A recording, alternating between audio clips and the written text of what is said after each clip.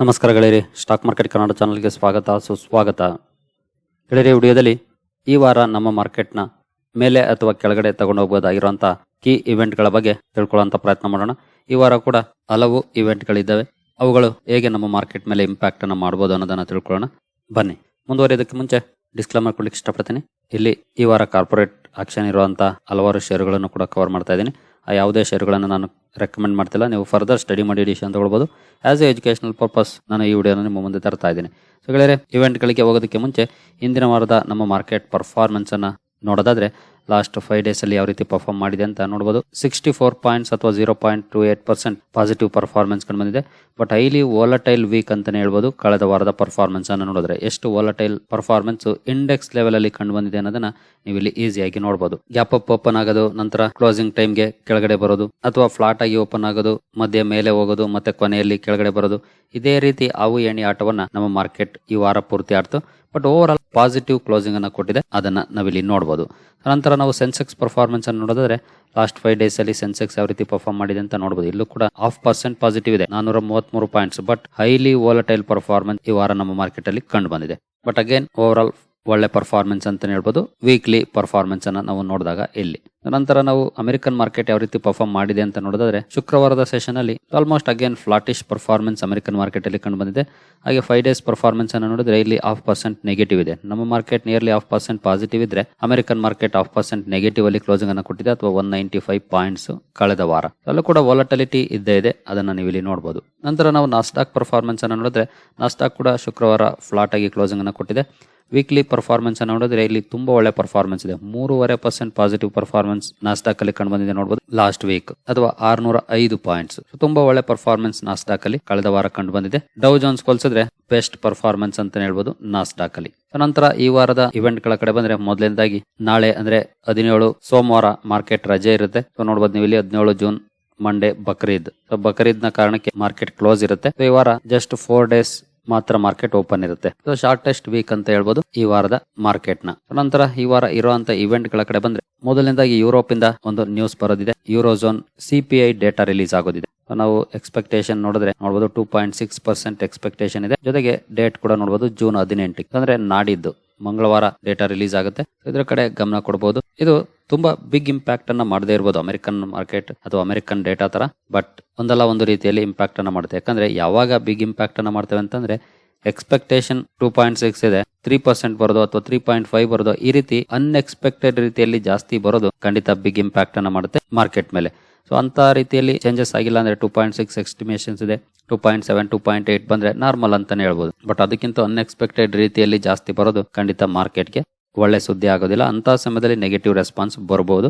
But ನೋಡೋಣ ಎಷ್ಟು ಮಟ್ಟಿಗೆ ಬರುತ್ತೆ ಅಂತ. ಹಾಗಾಗಿ ಯೂರೋಝೋನ್ CPI ಡೇಟಾ ಮೇಲೆ ನಿಮ್ಮ ಗಮನ ಇರಲಿ. ಲಾಸ್ಟ್ ಮಂತ್ ನೋಡಬಹುದು 2.5 ಎಸ್ಟಿಮೇಷನ್ಸ್ ಇತ್ತು, ಬಂದಿದ್ದು 2.6%. ಸೊ ಈಗ 2.6 ಎಸ್ಟಿಮೇಷನ್ ಇದೆ, ನೋಡೋಣ ಎಷ್ಟು ಮಟ್ಟಿಗೆ ಬರುತ್ತೆ ಅಂತ. ನೆಕ್ಸ್ಟ್ ಇಂಪಾರ್ಟೆಂಟ್ ಇವೆಂಟ್ ಕಡೆ ಬರೋದಾದ್ರೆ Bank of England interest rate decision ಇದೆ ಈ ವಾರ. ಸೊ ಡೇಟ್ ಅನ್ನ ನಾವು ನೋಡೋದಾದ್ರೆ ನೋಡಬಹುದು ಜೂನ್ 20. 5.25% ಏನಿದೆ ಈಗ ಕರೆಂಟ್ ಲೆವೆಲ್ ಅಲ್ಲಿ, ಅಷ್ಟನ್ನೇ ಕಂಟಿನ್ಯೂ ಮಾಡಬಹುದು ಅನ್ನೋಂತ ಎಸ್ಟಿಮೇಷನ್ಸ್ ಇದೆ. ನೋಡೋಣ ಇವರು ಕೂಡ ಅನ್ಎಕ್ಸ್ಪೆಕ್ಟೆಡ್ ಆಗಿ ಏನಾದ್ರು ಚೇಂಜಸ್ ಮಾಡ್ತಾರಂತ. ಯಾಕಂದ್ರೆ ನಾವು ಮೊನ್ನೆ ತಾನೇ ನೋಡಿದ್ವಿ ECB ರೇಟ್ ಕಟ್ ಅನ್ನ ಮಾಡಿದ್ದಾನ. ಹಾಗಾಗಿ ಇವರು ಏನಾದ್ರು ಅನ್ಎಕ್ಸ್ಪೆಕ್ಟೆಡ್ ಡಿಸಿಷನ್ ತಗೊಳ್ತಾರ ಅಥವಾ ಫೆಡ್ ಡಿಸಿಷನ್ ಗೋಸ್ಕರ ವೇಟ್ ಮಾಡ್ತಾರ ಅನ್ನೋದನ್ನ. ಜೂನ್ 20ನೇ ತಾರೀಕು ಬ್ಯಾಂಕ್ ಆಫ್ ಇಂಗ್ಲೆಂಡ್ ನ ರೇಟ್ ಡಿಸಿಷನ್ ಇದೆ. ಅದ್ರ ಮೇಲೆ ಕೂಡ ನಿಮ್ಮ ಗಮನ ಇಡಬಹುದು ಏನ್ ಡಿಸಿಷನ್ ಬರುತ್ತೆ ಅಂತ. ಇನ್ನು ನಮ್ಮ ಮಾರ್ಕೆಟ್ ಕಡೆ ಬರೋದಾದ್ರೆ ಅಂತ ಬಿಗ್ ಇವೆಂಟ್ ಈ ವಾರ ಯಾವ್ದು ಇಲ್ಲ.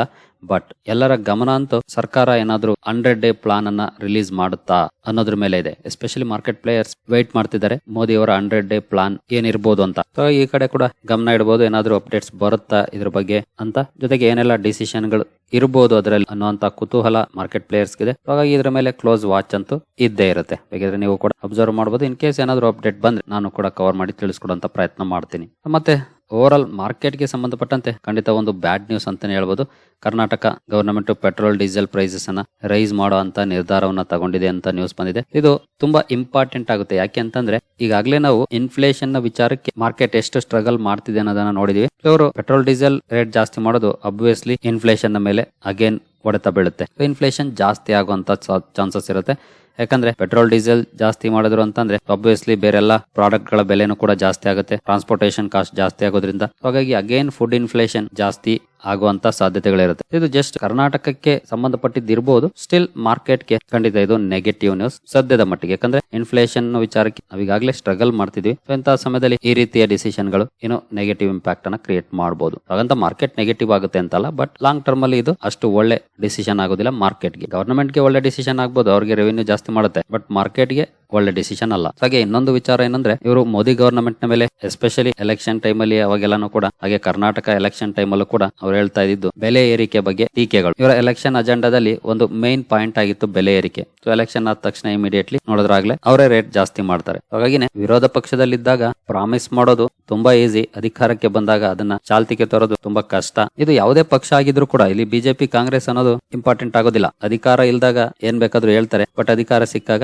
ಅದಕ್ಕೆ ರಿವರ್ಸ್ ಆಗಿ ರಿಯಾಕ್ಟ್ ಮಾಡ್ತಾರೆ. ಅದು ಯಾವುದೇ ಪಕ್ಷ ಆಗಿದ್ರು ಸರಿ, ಪಕ್ಷಾತೀತವಾಗಿ ಅದನ್ನ ಹೇಳ್ಬಹುದು. ಅದಕ್ಕೆ ಅಪೋಸಿಷನ್ ಅಲ್ಲಿ ಇದ್ದಾಗ ಹೇಳೋದು ಈಸಿ, ಬಟ್ ಅಧಿಕಾರಕ್ಕೆ ಬಂದಾಗ ಅದನ್ನ ಚಾಲ್ತಿಗೆ ತರೋದು ಕಷ್ಟದ ವಿಚಾರ. ಅದು ಯಾರಿಗೆ ಆದ್ರೂ ಸರಿ, ಏನು ಮಾಡೋಕ್ಕಾಗೋದಿಲ್ಲ. ಸೆಲೆಕ್ಟ್ ಮಾಡಿದ್ಮೇಲೆ ಇದೆಲ್ಲವನ್ನು ಕೂಡ ಅನುಭವಿಸಲೇಬೇಕು, ಅದು ಯಾರಾದ್ರೂ ಸರಿ, ಯಾವ ಪಕ್ಷ ಆದ್ರೂ ಸರಿ. ನಂತರ FIS DIS ಆಕ್ಟಿವಿಟೀಸ್ ಕಡೆ ಬರೋದಾದ್ರೆ, FIS ಓವರ್ ಆಲ್ ಇಲ್ಲಿವರೆಗೂ 11,687 ಕೋಟಿ ನೆಟ್ ಸೆಲ್ಲಿಂಗ್ ಅನ್ನ ಮಾಡಿದರೆ, DIS 11,872 ಕೋಟಿ ನೆಟ್ ಬೈಯಿಂಗ್ ಅನ್ನ ಮಾಡಿದ್ದಾರೆ.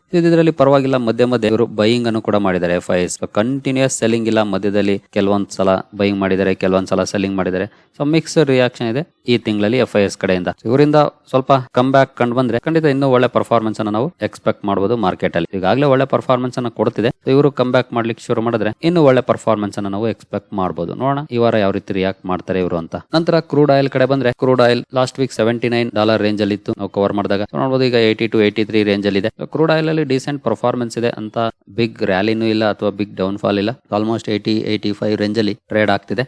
ಇದು ಇದೇ ರೇಂಜ್ ಅಲ್ಲಿ ಇರೋದು ಖಂಡಿತ ಮಾರ್ಕೆಟ್ಗೆ ಒಳ್ಳೆ ನ್ಯೂಸ್. ಹಾಗೆ ಇನ್ ಕೇಸ್ ಏನಾದ್ರು ಕೆಳಗಡೆ ಹೋದ್ರೆ ಅದು ಕೂಡ ಇನ್ನು ಒಳ್ಳೆ ನ್ಯೂಸ್ ಆಗುತ್ತೆ. ನೋಡೋಣ ಈ ವಾರ ಯಾವ ರೀತಿ ಮೊಮೆಂಟಮ್ ಇರುತ್ತೆ ಬ್ರೆಂಟ್ ಅಲ್ಲಿ ಅಂತ. ಇದ್ರ ಕಡೆ ಕೂಡ ಗಮನ ಕೊಡಬಹುದು, ಯಾವ ರೀತಿ ಪರ್ಫಾರ್ಮೆನ್ಸ್ ಇರುತ್ತೆ ಅಂತ. ನಂತರ ಕಾರ್ಪೊರೇಟ್ ಆಕ್ಷನ್ ಕಡೆ ಬಂದ್ರೆ, ಈ ವಾರ ಕೂಡ ಹಲವಾರು ಕಂಪನಿಗಳ ಡಿವಿಡೆಂಡ್ ಇದೆ ನೋಡಬಹುದು. ಬ್ಯಾಂಕ್ ಆಫ್ ಇಂಡಿಯಾ ಡಿವಿಡೆಂಡ್ ಇದೆ, HDFC Asset Management Company, L&T Finance, Tata Investment, ನಂತರ Bhandari Hosiery Exports right issue ಇದೆ, Dalmia Bharat dividend, Intellect Design dividend, LTI Mindtree dividend ಇದೆ. ಡೇಟ್ಸ್ ಇಲ್ಲಿದೆ ನೋಡ್ಕೊಳ್ಬಹುದು, ಎಕ್ಸ್ ಡೇಟ್. ಹಾಗೆ Panasonic Carbon, Sagar Cements, Sobha Limited ನ ರೈಟ್ಸ್ ಇಶ್ಯೂ ಇದೆ. Automobile Corp ನ ಡಿವಿಡೆಂಡ್ ಇದೆ. BN ರತ್ತಿ ಸೆಕ್ಯೂರಿಟೀಸ್ ಡಿವಿಡೆಂಡ್, ಈ ಮುದ್ರಾ ಡಿವಿಡೆಂಡ್ ಇದೆ. L&T ಡಿವಿಡೆಂಡ್ ಇದೆ 28 rupees. Prime securities, ಅರ್ಚಿಯಾನ್ Chemical, Bajaj Finserv, Bajaj Finance, Bhansali Engineering ನ ರಿಸಲ್ಟ್ ಅಲ್ಲ ಡಿವಿಡೆಂಡ್ ಇದೆ. ಹಾಗೆ BPCL ನ ಬೋನಸ್ ಶೇರ್ ಇದೆ. ಈ ವಾರ 1:1 ರೇಷಿಯೋದಲ್ಲಿ ಬೋನಸ್ ಅನ್ನ ಕೊಡ್ತಾ ಇದೆ. ಅದು 21 ಜೂನ್ ಎಕ್ಸ್ ಡೇಟ್ ಇರುತ್ತೆ. ಅವತ್ತು ಸ್ಟಾಕ್ ಪ್ರೈಸ್ ಅಡ್ಜಸ್ಟ್ ಆಗುತ್ತೆ. ಅದನ್ನು ನೋಡಿ ಯಾರು ಶಾಕ್ ಆಗುವಂತ ಅವಶ್ಯಕತೆ ಏನಿರೋದಿಲ್ಲ. ಒನ್ಸ್ ಡಿಮ್ಯಾಟ್ ಅಕೌಂಟ್ ಗೆ ಅಡಿಷನಲ್ ಶೇರುಗಳು ಕ್ರೆಡಿಟ್ ಆದ್ಮೇಲೆ ಪ್ರೈಸ್ ಕೂಡ ಅಡ್ಜಸ್ಟ್ ಆಗುತ್ತೆ. ಅಲ್ಲಿವರೆಗೂ ಮೈನಸ್ ತೋರಿಸಬಹುದು, ಅದಕ್ಕಾಗಿ ಭಯ ಪಡುವಂತದ್ದೇನಿಲ್ಲ. ನಂತರ ಕೇರ್ ರೇಟಿಂಗ್ ಡಿವಿಡೆಂಡ್ ಇದೆ. ಸಿನಿಕ್ Export, Concord, Cyient, Dhanlaxmi Roto Spinners, Green Lam Industries, HDFC Life Insurance, ಹಾಗೆ HPCL ನ ಬೋನಸ್ ಕೂಡ ಇದೆ ನೋಡಬಹುದು. 1:2 ರೇಷಿಯೋದಲ್ಲಿ, ಅಂದ್ರೆ 2 ಶೇರ್ ಇದ್ರೆ 1 ಶೇರ್ ಬೋನಸ್ ಆಗಿ ಸಿಗುತ್ತೆ. ಅದು ಕೂಡ 21 ಎಕ್ಸ್ ಡೇಟ್. ನಂತರ ಕಾನ್ಸಾಯ್ ನೆರೋಲೆಕ್, ಮಿಸ್ತಾನ್ ಫುಡ್ಸ್, ಪಂಜಾಬ್ ನ್ಯಾಷನಲ್ ಬ್ಯಾಂಕ್, ಹಾಗೆ ಪ್ರೀಮಿಯರ್ ಎಕ್ಸ್ಪ್ಲೋಸಿವ್ಸ್ ನ ಸ್ಟಾಕ್ ಸ್ಪ್ಲಿಟ್ ಇದೆ. ಇಲ್ಲೂ ಕೂಡ ಪ್ರೈಸ್ ಅಡ್ಜಸ್ಟ್ ಆಗುತ್ತೆ 21ನೇ ತಾರೀಕು. ಅದಕ್ಕಾಗಿ ಭಯಪಡುವಂತದ್ದೇನಿರಲ್ಲ. ನಂತರ PVV ಇನ್ಫ್ರಾದ ಬೋನಸ್ ಶೇರ್ಸ್ ಕೂಡ ಇದೆ. 1:5 ಅಂದ್ರೆ 5 ಶೇರ್ ಇದ್ರೆ 1 ಶೇರ್ ಬೋನಸ್ ಆಗಿ ಸಿಗುತ್ತೆ. ಅದು ಕೂಡ 21 ಜೂನ್ ಇದೆ. ನಂತರ ಸಾಲಿಟೈರ್ ಮೆಷಿನ್ ಡಿವಿಡೆಂಡ್ ಇದೆ. ಸುಪ್ರೀಂ ಇಂಡಸ್ಟ್ರೀಸ್, ಟಾಟಾ ಸ್ಟೀಲ್, ಹಾಗೆ ಟೊರೆಂಟ್ ಫಾರ್ಮಾ, ಇವಿಷ್ಟು ಕಂಪನಿಗಳ ಡಿವಿಡೆಂಡ್ ಇದೆ. ಈ ವಾರ ಇರುವಂತ ಕಾರ್ಪೊರೇಟ್ ಆಕ್ಷನ್ಗಳು. ಇವುಗಳ ಕಡೆ ಕೂಡ ನೀವು ಗಮನ ಕೊಡಬಹುದು, ಯಾವ ರೀತಿ ಪರ್ಫಾರ್ಮೆನ್ಸ್ ಸ್ಟಾಕ್ ಗಳಲ್ಲಿ ಬರುತ್ತೆ ಅಂತ. ಸರಿ ಗೆಳೆಯರಿ, ಈ ಎಲ್ಲ ಇವೆಂಟ್ ಗಳ ಕಡೆ ನಿಮ್ಮ ಗಮನ ಇರಲಿ ಈ ವಾರ. ಈ ವಿಡಿಯೋ ನಿಮಗೆ ಇಷ್ಟ ಆಗಿದೆ ಅಂದ್ಕೊಳ್ತೀನಿ. ಮುಂದಿನ ವಿಡಿಯೋದಲ್ಲಿ ಸಿಗೋಣ. ಅಲ್ಲಿವರೆಗೂ ಜೈ ಹಿಂದ್, ಜೈ ಕರ್ನಾಟಕ.